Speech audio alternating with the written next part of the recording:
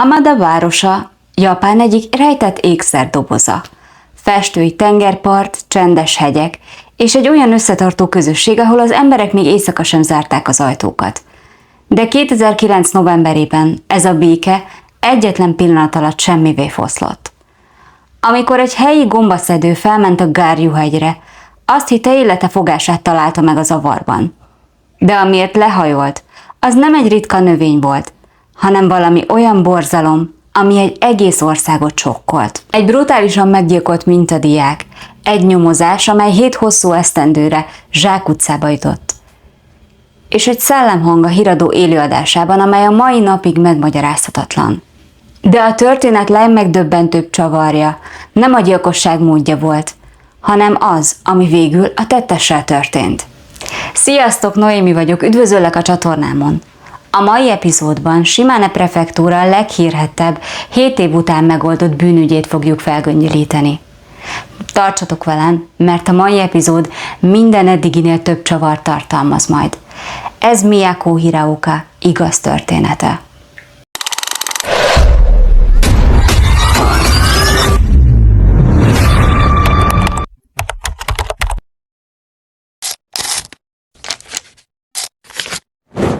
Miyako Hiraoka mindössze 19 éves volt, egy igazi mintadiák tele tervekkel és álmokkal.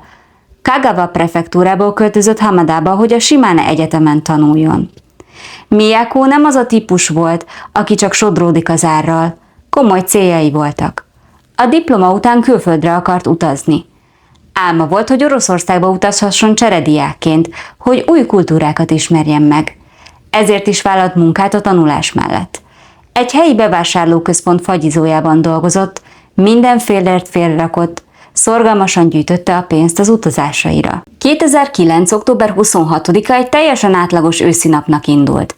Miyako befejezte a műszakját a fagyizóban. Este 9 óra körül járt az idő. A biztonsági kamerák rögzítették, ahogy bezárja az üzletet, és még egy nagy szemetes zsákot is kivisz magával a hátsó kijáraton. Ez volt az utolsó alkalom, hogy bárki élve látta. És itt jön a történet egyik legszomorúbb részlete. Miyako minden műszak végén választás előtt áll. Vagy buszra száll, vagy hazasétál a kollégiumba. Mivel minden fillért félre akart rakni álmai utazására, ezért gyakran választotta a sétát, hogy megspórolja a jegyárát. És sajnos így tett azon a végzetes éjszakán is. De ez a séta nem egy kivilágított belvárosi korzón vezetett keresztül. Az út a kollégium felé egy sötét, elhagyatott erdősávon vágott át. A helyiek szerint ez a szakasz még nappal is nyomasztó, éjszaka pedig közvilágítás nélkül olyan, mint egy horrorfilm díszlete. Miyako korábban egy munkatársával tette meg ezt az utat, de aznap este egyedül volt. Miyako nem az a lány volt, aki csak úgy eltűnik. Soha nem volt felelőtlen, soha nem késett. Amikor másnap nem jelent meg a munkahelyén, a fagyizó tulajdonosa rögtön tudta, hogy baj van, és felhívta az édesanyját. A pánik futótűzként terjedt. A szülők, a barátok, a rendőrség plakátokkal, szórólapokkal keresték, és a média is felkapta az esetet. 11 gyötrelmes nap telt el. 2009. november 6-án egy gombaszedő indult a közeli Gárjú-hegyre, a Hiroshima és Shimane prefektúra határán. Egy ritka nagy gombát vélt felfedezni az avarban, de amikor lehajolt és félrehajtotta a leveleket, az nem gomba volt, hanem egy levágott női fej. A rendőrség azonnal lezárta a környéket. A látvány még a sokat látott nyomozókat is megviselte. A fejen brutális erőszak nyomai látszódtak. Az arcán zúzódások, a bal orcáján pedig egy cipőtalp lenyomata égtelenkedett. A szemein bevérzés, tipikus jele a folytogatásnak. De a borzalom itt nem ért véget. A következő napokban 300 rendőr vizsgálta át a hegyoldalt, és amit találtak, az minden képzeletet felülmúlt. November 7-én megtalálták a bal combcsontot hús és vér nélkül, teljesen tisztára pucolva. November 8-án egy megégett csonkított torzó került elő egy műanyag zsákból. Az áldozat melleit letépték a testéről. A gyilkos nem csak megölte, hanem sebészi pontossággal darabolta fel, és megpróbálta elégetni a maradványokat. A zsák, amiben a testrészeket találták, egy hétköznapi telefonkönyvekhez használt NTT-tasak volt. Olyan gyakori, hogy lehetetlen volt lenyomozni. A DNS vizsgálat megállapította, hogy az áldozat a 11 nappal korábban eltűnt 19 éves diáklány Miyako Hiraoka volt. A megtalált testrészek állapota alapján a rendőrség azonnal tudta, nem egy átlagos bűnözővel van dolguk. A szakértők szerint Miyako október 26-a és 31-e között halt meg, de a legfontosabb kérdésre nem volt válasz. Ki volt Miyako gyilkosa? Végigvették az ismerőseit, a barátait, az egyetemi társakat, de mindenki ártatlannak bizonyult. A nyomozók nem csak a helyszínt vizsgálták át, hanem Japán legjobb profilalkotóit is befonták. A szakértők megállapították, hogy az elkövető valószínűleg egy magányos, szexuálisan frusztrált férfi, aki a környéken él, vagy nagyon jól ismeri a terepet, és nagyon jól bánik a késekkel. Úgy vélték, a gyilkosság nem hirtelen felindulásból történt, hanem egy tervezett fantázián alapuló tett volt. A holttest feldarabolása és szétszórása nem csak a bizonyítékok eltüntetését szolgálta, hanem a hatalom és a kontrollérzését is megadta neki. A profilozók azt feltételezték, hogy a gyilkos valószínűleg megtartott valamit az áldozattól, egy emléket, egy trófeát, amivel újra és újra átélheti a bűntényt. Amikor egy ilyen brutális bűntény történik egy békés kisvárosban, a félelem hamar eluralkodik. Hamar a lakói rettegtek. És a média? Nos, ők imádták a sztorit. Újságírók és tévéstábok lepték el a környéket. Riporterek a fagyizónál, a kollégiumnál, az egyetemen. Mindenki a szenzációt kereste. És találtak is valamit, de nem azt, amire számítottak. Történt ugyanis egy eset, ami azóta is legendaként kering a neten. Egy híradós stáb éppen élőben jelentkezett be arról az erdős szakaszról, ahol Miyako utoljára sétált. A riporter éjszaka a sötét fák előtt állva ecsetelte a borzalmakat, amikor a tévénézők otthon valami mást is hallani véltek. Miközben a riporter bejelentkezik, egy síró női hangot lehet hallani a háttérből. Nem a riporter hangja volt, és nem is a stábé, hiszen a helyszínen csak férfiak tartózkodtak. A környéken egy teremtett lélek nem volt. És most lejátszom nektek a felvételt. Tegyetek föl egy fülhallgatót, és figyeljetek nagyon erősen a háttérzajra. 広島県北広島町の我流山の林道の入り口です。広島県北広島町の我流山の林道の入り口です。広島県北広島町の我流山。Ti is hallottátok? Hátborzongató, ugye? Japán nézők százai esküdtek rá, hogy egy síró torz női hangot lehet kivenni a zajból, amint azt mondja, hogy nagyon fáj. Miért pont én? Természetesen a szkeptikusok azonnal rávágták. Szélzúgás, interferencia, vagy csak a kollektív hisztéria szülte hallucináció. De amikor a stáb visszanézte a saját felvételeit, ők is hallották. Ez a pillanat volt az, ami a helyi tragédiát nemzetközi rejtélyé emelte. De miközben az internet népe a szellemes sztorin csámcsogott, a valódi szörnyeteg még mindig szabadlábon volt, és a rendőrségnek fogalma sem volt, merre keresse. 7 hosszú év telt el, bár a család és a barátok sosem adták fel a reményt, hogy egyszer megtalálják Miyako gyilkosát, és mindent megtettek, hogy életben tartsák a lány emlékét. A nyomozás zsákutcába futott. Bizonyítékok hiányában Miyako aktája a döglött ügyek polcára került. De 2016-ban a Shimane prefektúra rendőrsége úgy döntött, még egyszer nekifut. Létrehoztak egy speciális döglött akták egységet, és bevetettek valamit, ami 2009-ben még gyerekcipőben járt. A rendszámfelismerő technológia. A nyomozók újra elővették a régi szemcsés biztonsági felvételeket, és az N-rendszer segítségével olyas valamit vettek észre, amit korábban nem. Egy fehér Toyota Mark II-t. És ezt az autót korábban szemtanúk is említik a tanúvállomásokban, de valahogy addig nem nyomoztak utána. A rendszámfelismerő rendszer adataiból kirajzolódott egy hátborzongató minta. A fehér Toyota október 26-án lépett be Hamadába, de nem csak áthajtott a városon. A kamerák rögzítették, hogy az autó kifejezetten azokon a környékeken cirkált, ahol Miyako dolgozott, és amerre hazafelé sétált. Mintha a sofőr prédára várt volna. A felvételek szerint az autó másnap, október 27-én tért vissza Masudába. És ami a leginkább gyanússá tette a sofőrt, az az, hogy nem volt ismeretlen a hatóságok előtt. A neve Yoshiharu Yano.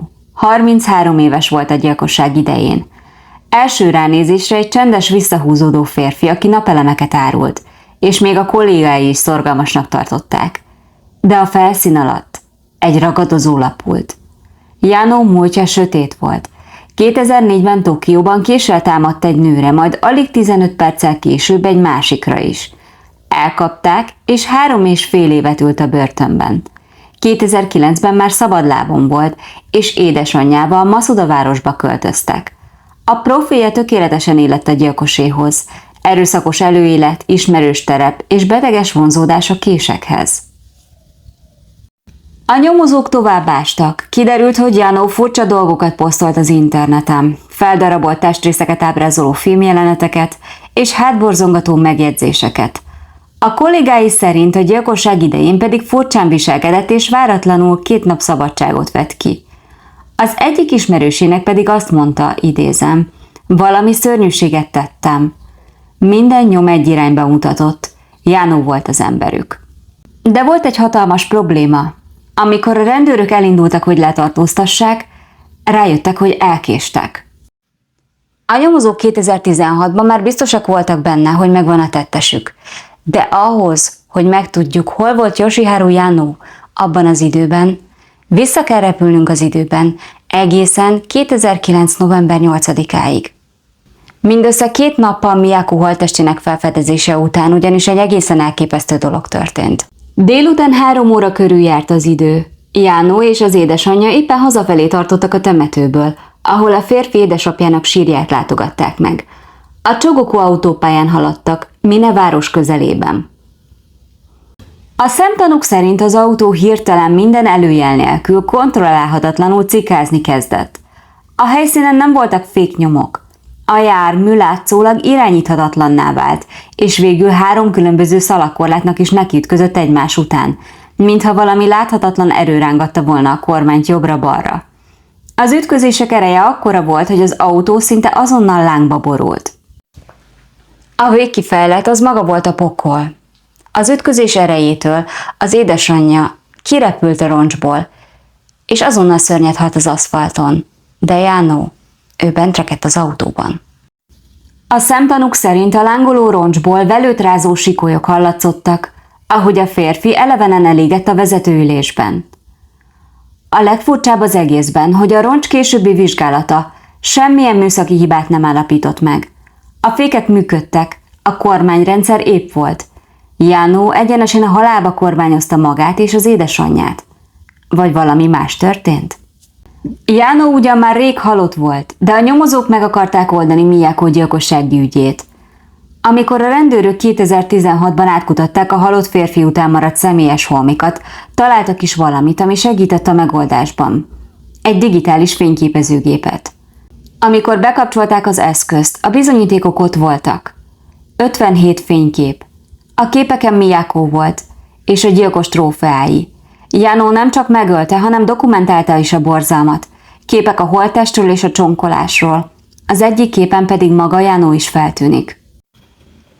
A kirakós utolsó darabja helyére került, nem volt szükség vallomásra. A képek egyértelművé tették, hogy Yoshiharu Yano az igazi szörnyeteg, aki 7 évig kísértette Hamada városát. Bár Yano már nem tudott vallomást tenni, a fényképek és a nyomozati anyagok alapján a rendőrség végül összeállította a kirakóst. Úgy vélik, Yano nem ismerte Miyakót, véletlenszerűen választotta ki áldozatát. A nyomozók szerint Yano elrabolta a lányt, miközben az hazafelé sétált a sötét erdőn keresztül. A saját otthonába, Masudába vitte. Bár a boncolást nem tudta egyértelműen igazolni, Yano sötét múltja alapján a rendőrség biztos benne, a motiváció szexuális erőszak volt.